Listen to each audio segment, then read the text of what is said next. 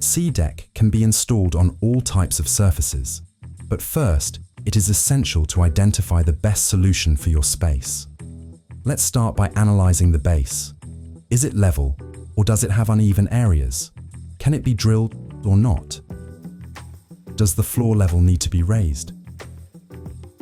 Depending on our answers, there are three possible types of installation. On a base that is drillable and level, on a base that is drillable but uneven or sloped, or on a base that cannot be drilled or where the floor level needs to be raised.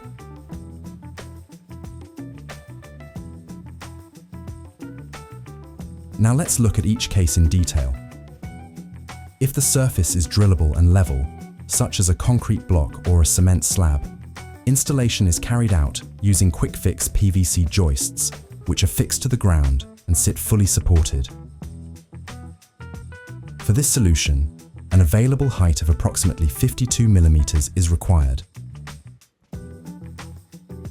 If the surface is drillable, but has irregularities, slopes or areas where the joists are not fully supported, we use quick-fix aluminium joists.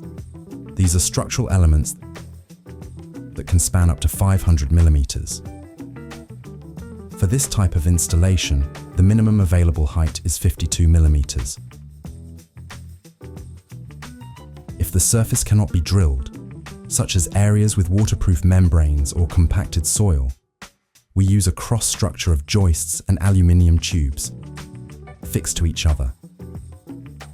This structure is simply laid on site, but to ensure stability, it must be fixed to at least one solid element, such as an exterior wall or boundary wall.